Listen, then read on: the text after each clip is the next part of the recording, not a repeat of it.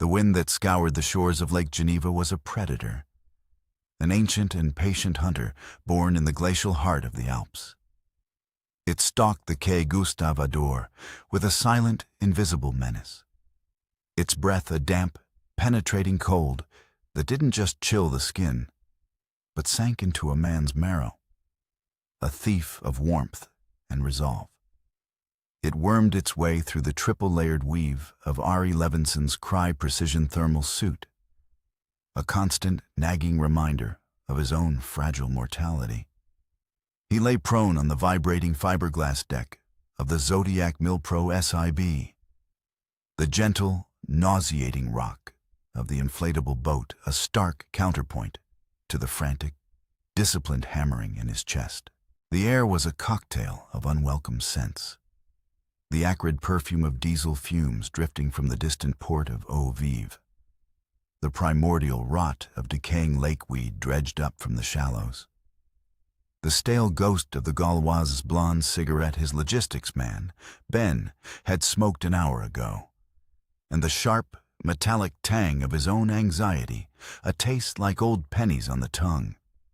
Through the gyroscopically stabilized Elbit Systems Loris X thermal scope, the world was a ghostly tableau of white-hot life and deep, abyssal purple death.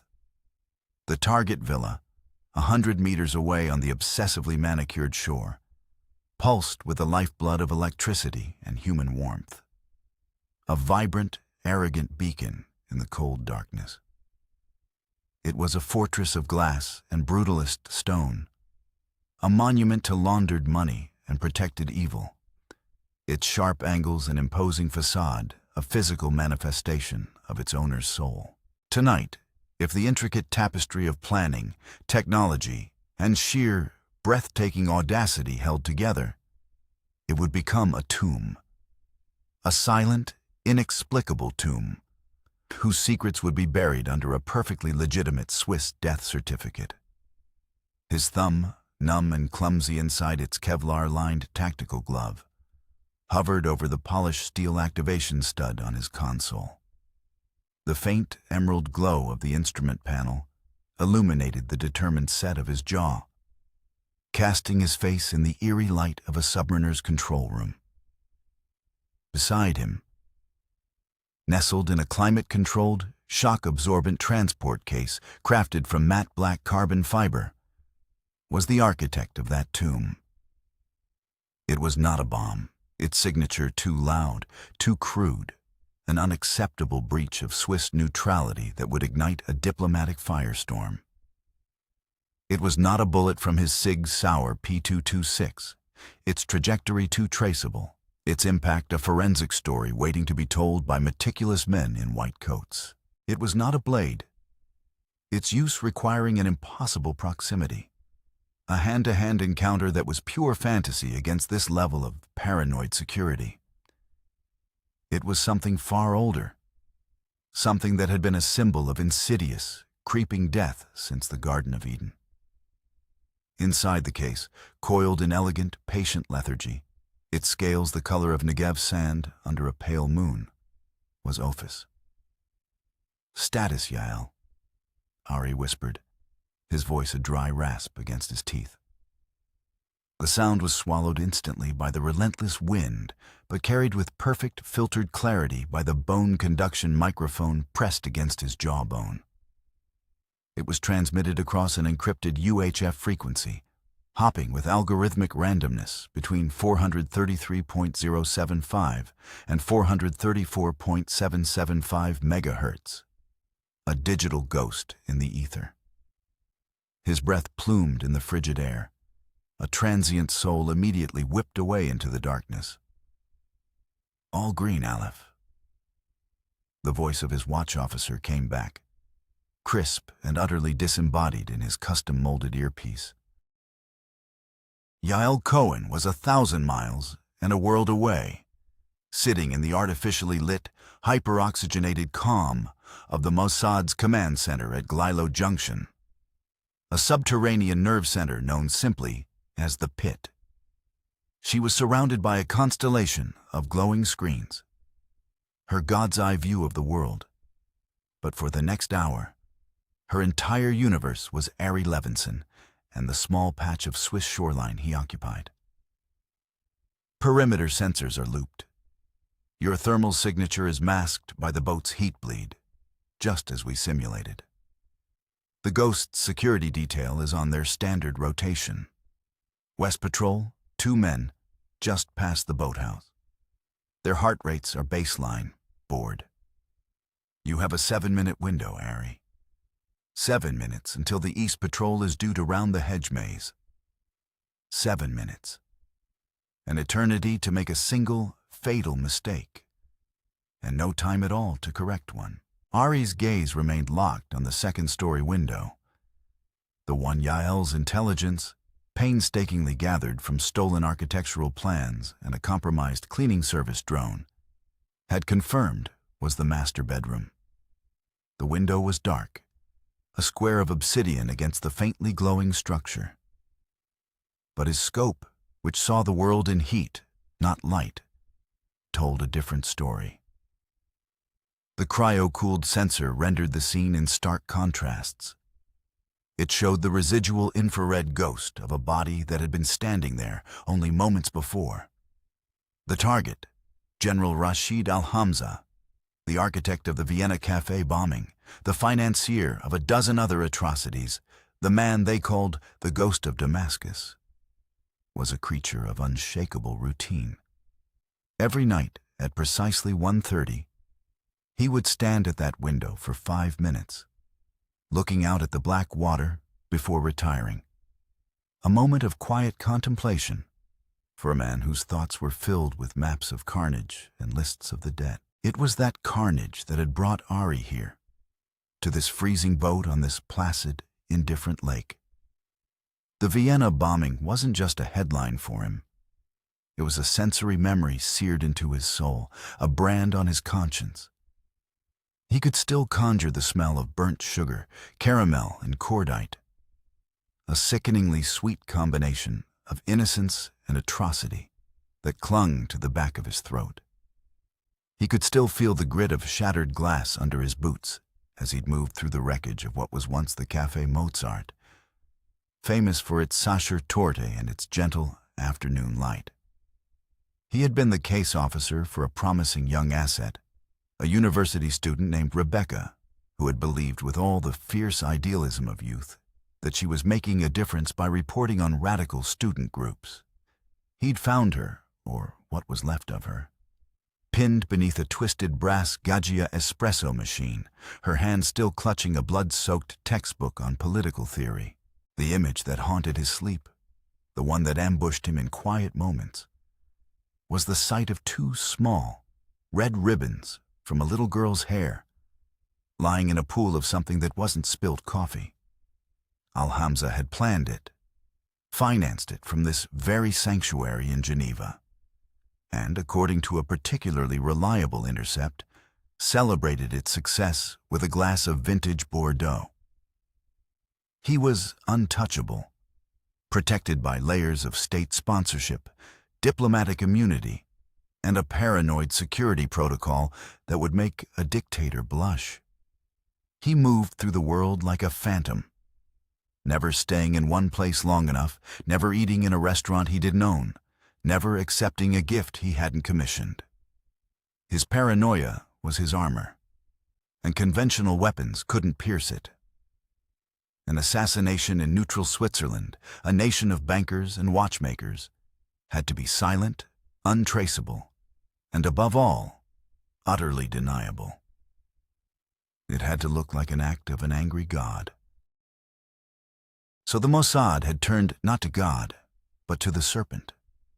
The mission, codenamed Operation Seraph, was the brainchild of the Institute's most unorthodox minds, a desperate gambit born in the sterile laboratories of the Division of Special Operations, a place where biology and espionage bled into one another.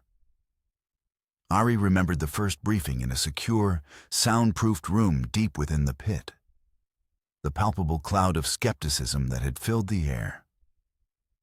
It was thick with the scent of stale coffee and the disbelief of seasoned katzes.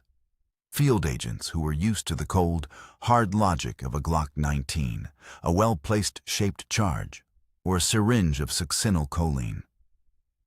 The director, a man whose face seemed carved from granite and sorrow, had stood before them. "The ghost is a cancer," he had said, his voice a low, gravelly rumble. "And when the cancer is unreachable by the surgeon's knife, you must use radiation. You must use something that can seep through the cracks, something that leaves no scars, no trace of the doctor." The something was Dr. Alara Eschel's life's work. A brilliant, severe woman with eyes that seemed to analyze you on a genetic level. She had been recruited, some said poached, from Tel Aviv University under a cloud of academic controversy. Her theories on animal intelligence, interspecies communication, and bioinstrumentation were considered radical, even dangerous.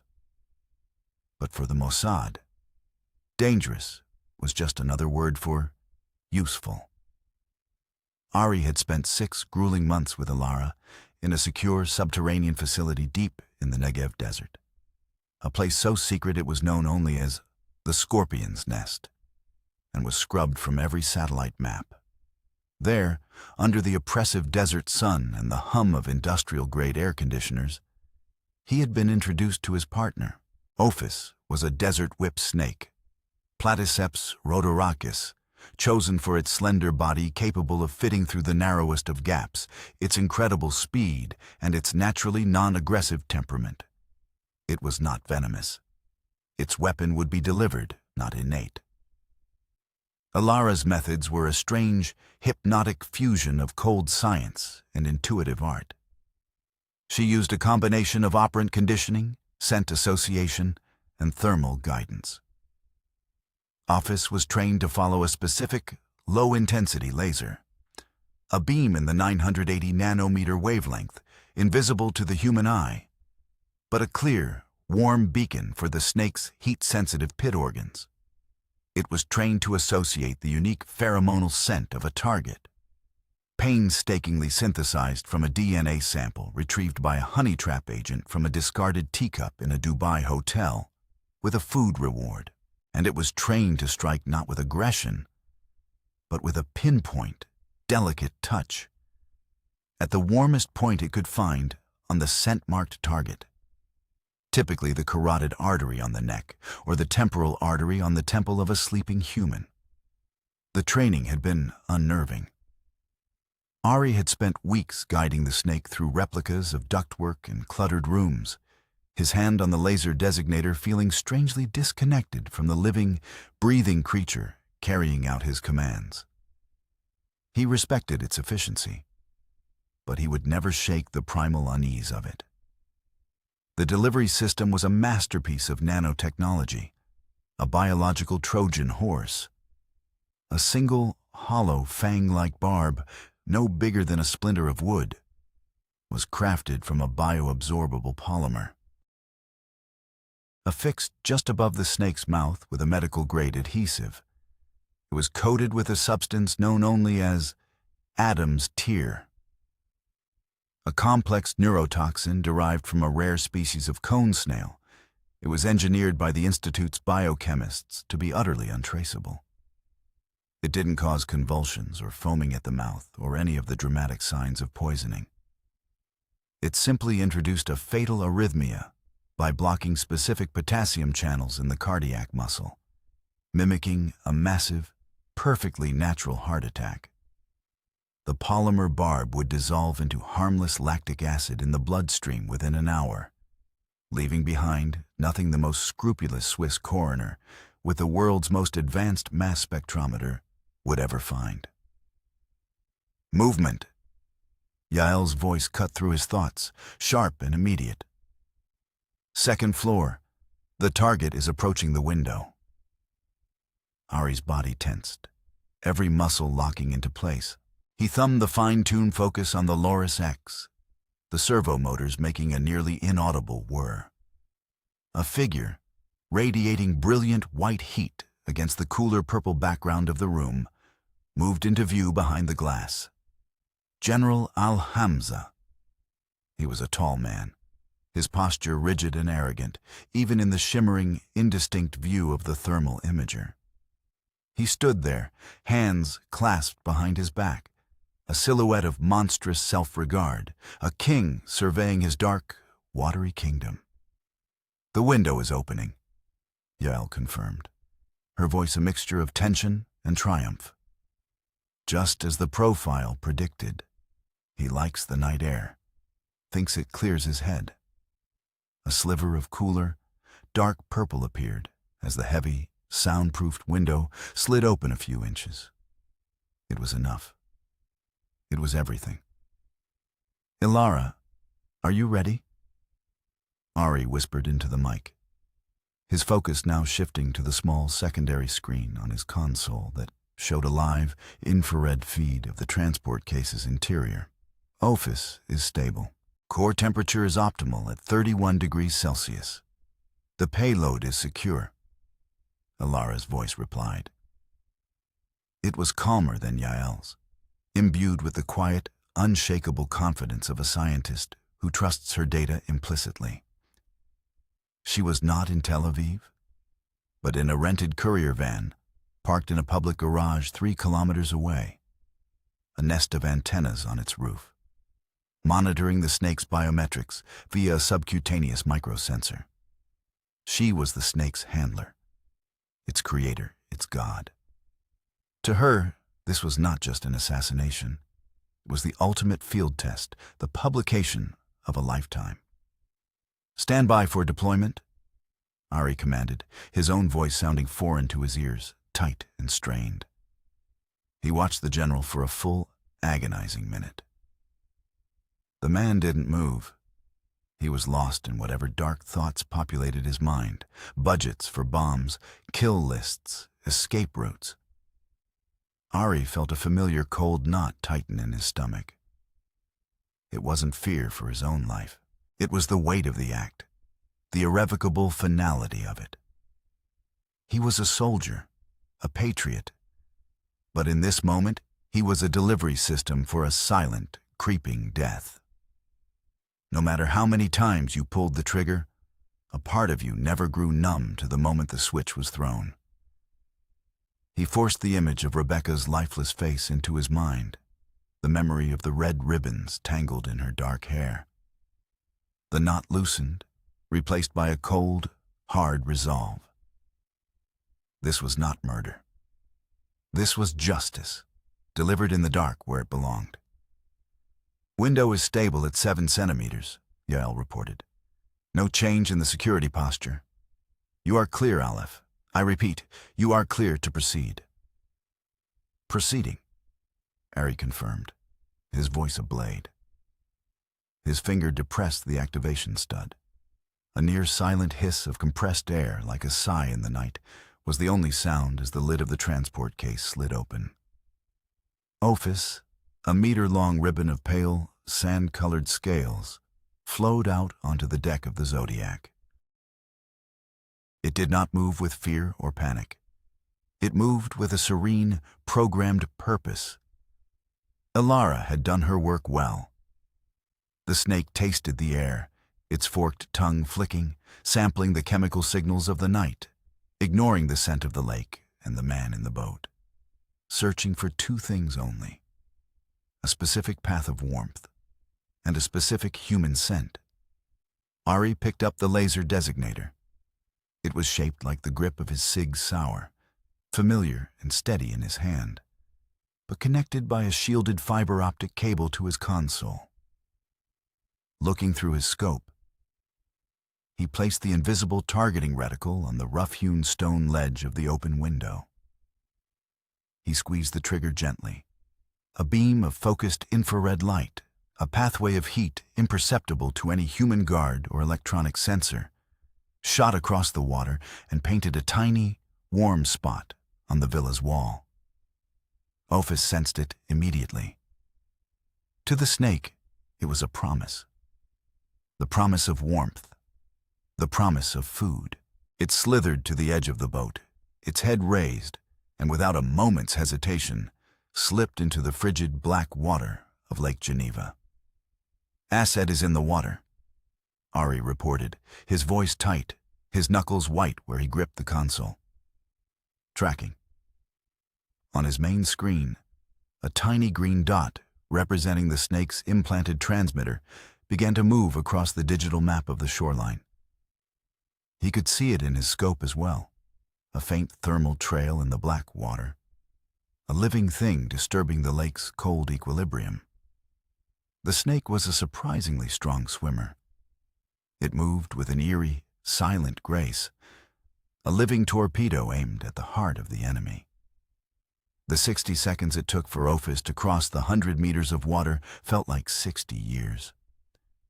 Every ripple on the lake looked like the wake of a patrol boat. Every nocturnal cry of a bird sounded like a shrill alarm. Ari's world had shrunk to the glowing screen and the view through his scope.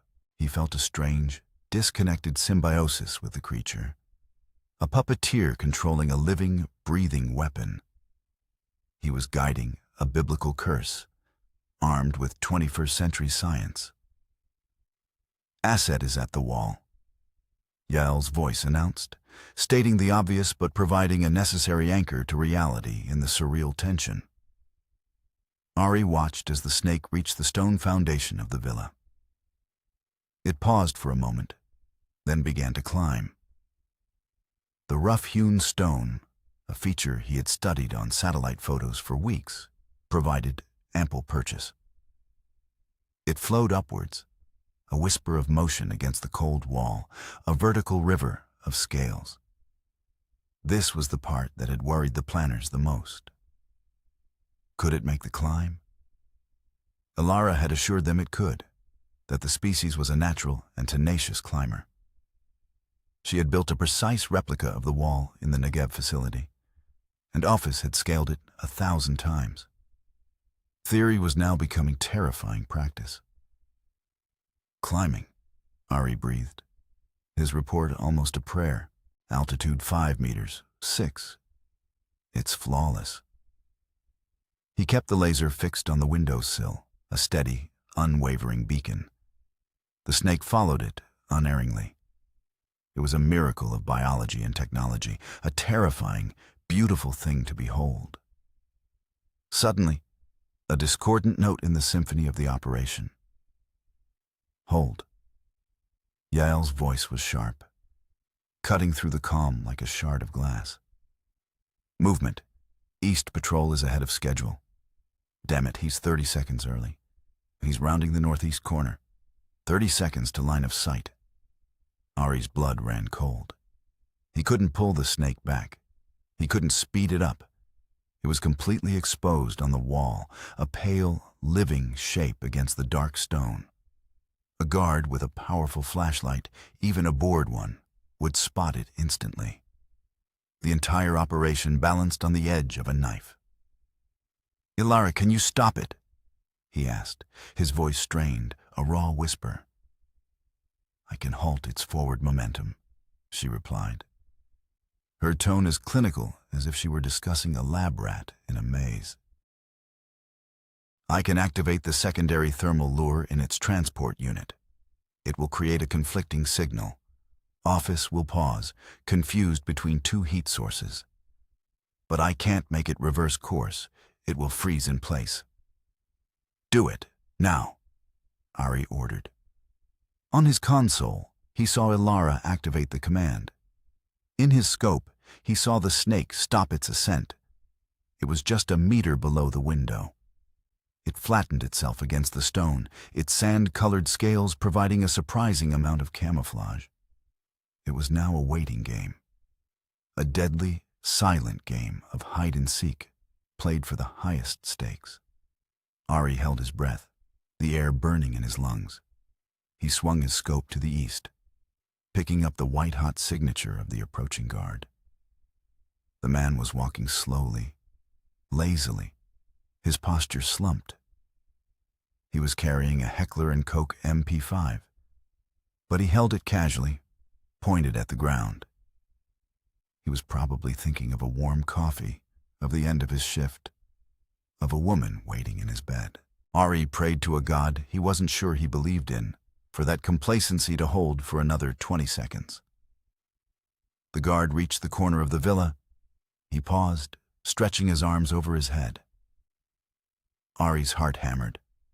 Then the guard's flashlight beam, a brilliant white circle of intrusion, cut a wide, lazy arc across the manicured gardens, the stone patio furniture, and then up the wall. Time seemed to stop. The white circle of light crept closer and closer to the snake's position. Ari's heart was a drum against his ribs. He could already hear the shouts, the alarms, the chatter of automatic weapon fire. He could see the mission dissolving into a catastrophic failure, a diplomatic incident, a bloody firefight on the pristine shores of Lake Geneva. The beam swept over the exact spot where Ophis was hiding. It lingered for a fraction of a second that stretched into an eternity. Ari's finger tightened on the frame of the console, his knuckles bloodless. He saw it. He had to have seen it. And then the beam kept going. The guard hadn't seen it. Or if he had, his mind, expecting to see stone and shadow, had dismissed the pale shape as a trick of the light. A shadow, a misplaced vine. He continued his patrol, his footsteps crunching on the gravel path, the sound carrying with painful clarity across the water. He disappeared around the western edge of the house. Ari let out a breath he didn't realize he'd been holding. It came out as a ragged, shuddering gasp. His shoulders ached with a tension so profound it was like a physical weight. "Clear," Yael confirmed, her voice laced with an uncharacteristic, profound relief. "Patrol is clear. You are back on the clock. 4 minutes remaining in the window."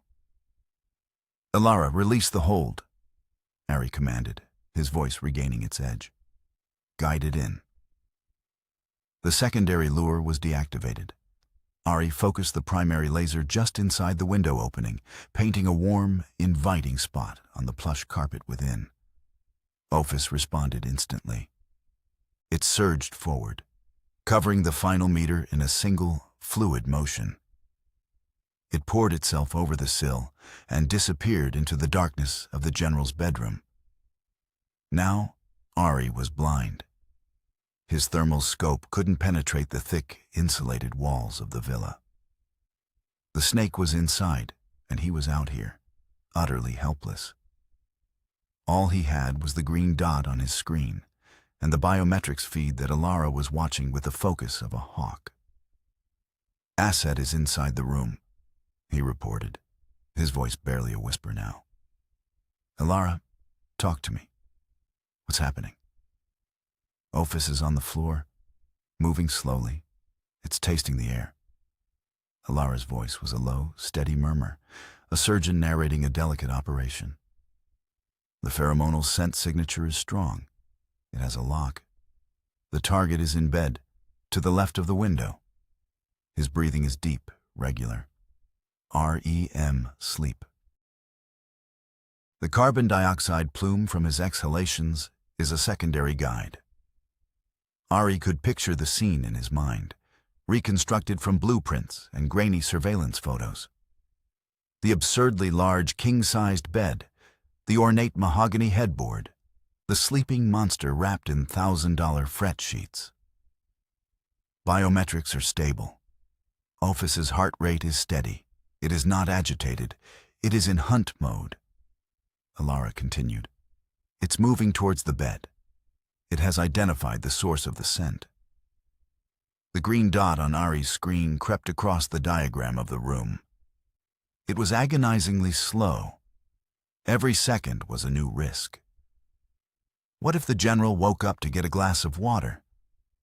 What if he had a nightmare and thrashed about? What if he simply rolled over in his sleep? "It's at the base of the bed," Alara said, "beginning to climb. It will follow the heat signature up the bedclothes. The target is sleeping on his side. His neck is exposed. Perfect presentation." This was it, the culmination of months of work, of millions of shekels, of immeasurable risk. A life, however vile and deserving of its end, was about to be extinguished by a creature that had no concept of the act. A creature guided by instinct and training to deliver a poison it could not comprehend. Climbing the bedpost, moving along the headboard, Alara's narration was hypnotic, chilling. Steady, steady. It has a clear thermal target. The carotid artery is radiating significant heat. The scent is concentrated there. It's preparing. Ari stared at the dark window, his imagination painting a vivid, horrifying picture on the back of his eyelids. He saw the slender, pale form of the snake moving across the silk sheets, a silent messenger of death in a palace of sin. "It's in position," Alara whispered, her voice barely audible. "Payload delivery is imminent. Stand by." A pause. The world seemed to hold its breath. The only sound was the gentle lapping of the lake against the side of the Zodiac, and the faint, high-pitched hum of the electronics. "Strike initiated." The words were spoken with a chilling, absolute finality. "Strike complete," Alara confirmed a second later. "Payload delivered. The barb has detached cleanly. Ophis is retracting." Relief, so potent it was almost sickening, washed over Ari. But it wasn't over. The most dangerous part of any operation was the exfiltration. "Retrieve the asset," Ari ordered, his voice regaining its authority. "Yael, what's the status outside?" "All quiet. No alarms. No internal sensors tripped," Yael reported, her professional tone back in place. "Your exfil route is clear. But get it and get out. The clock is ticking." Ari refocused the laser designator, placing the invisible heat spot back on the windowsill, and then painting a path down the wall and back to the waiting transport case. "Alara, bring it home." "It's on its way," she said. "It has the scent of the reward lure from the transport unit. It knows the way home. It's coming for its payment." Seconds later, the snake's head reappeared at the window. It flowed out onto the ledge and began its descent down the wall, moving with more urgency now, its mission complete. It slipped back into the cold water, a living arrow aimed for the boat. Ari kept the laser trained on the open transport case, guiding it the final few meters. Ophis slithered over the side of the Zodiac and directly into its heated case. Ari's fingers slammed down on the stud, the lid hissing shut, securing the weapon. "Asset is secure," Ari announced, a wave of profound exhaustion hitting him like a physical blow. "I'm moving out." He nodded to Ben, his logistics and security man who had been waiting silently at the helm, a ghost in the dark. Ben engaged the Zodiac's silent electric motor, and the boat pulled away from the shore, melting back into the vast darkness of the lake. Ari didn't look back at the villa. He didn't want to. In that room, a man's heart was beginning to flutter, to lose its rhythm. A chain reaction had begun that could not be stopped. The ghost of Damascus was dying, and he would never know why. He would simply slip from a nightmare-filled sleep into an endless, empty blackness.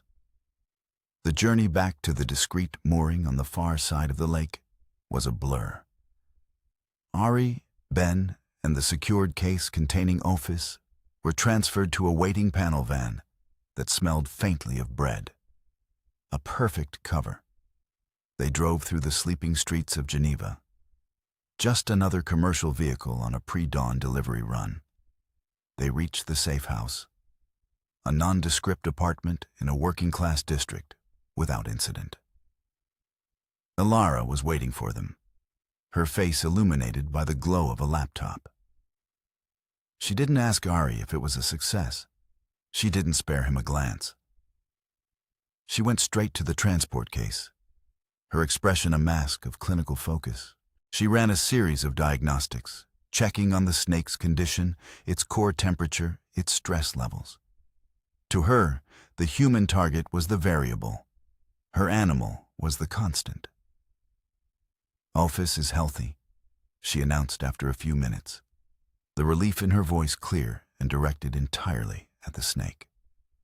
The mission parameters were executed perfectly. Ari stripped off his tactical gear, the damp neoprene clinging unpleasantly to his skin. He felt a weariness so deep it seemed to have settled in his bones. Yael's voice crackled in his ear one last time. A burst transmission from the pit. "We have a tap on the local emergency services dispatch. An ambulance has been called to the villa. A male, unresponsive. They're ruling it a cardiac event." Her voice was laced with smug satisfaction. "It's a clean sheet, Aleph. A work of art. The director sends his personal congratulations. Get some rest. Extraction is at 0600. The encrypted connection went dead. It was over. A clean, perfect operation. The world would be a slightly safer place tomorrow, and no one would ever know why. Rashid Al-Hamza was gone. A ghost who had finally given up the ghost. Ari walked over to the window and looked out at the first pale lavender hints of dawn breaking over the city. A work of art, Yael had called it. He didn't feel like an artist. He felt like a janitor, cleaning up the world's filth in the dead of night. Alara came and stood beside him, holding a small tablet. She was still looking at a stream of data from the snake's biometrics.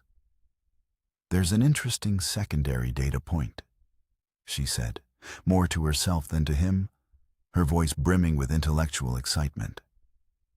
"Something I built into the delivery mechanism.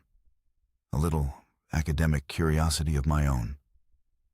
Ari glanced at her, a flicker of irritation cutting through his exhaustion. "What are you talking about?" "The barb," she explained, her eyes gleaming with scientific fervor. "The bioabsorbable polymer. I designed it with a microporous structure. Just before it detaches, it's designed to absorb a nanoliter of blood via capillary action. A sample. Just a tiny one. It's held in a stasis chamber inside Ophys's subcutaneous implant. I wanted to see if I could retrieve a viable DNA sample post-mission for confirmation." Ari stared at her, a cold dread beginning to form in the pit of his stomach, displacing the weariness. "You did what?" "That was not part of the mission plan, Alara. You don't add unauthorized variables in the field. Ever. It was a completely passive system,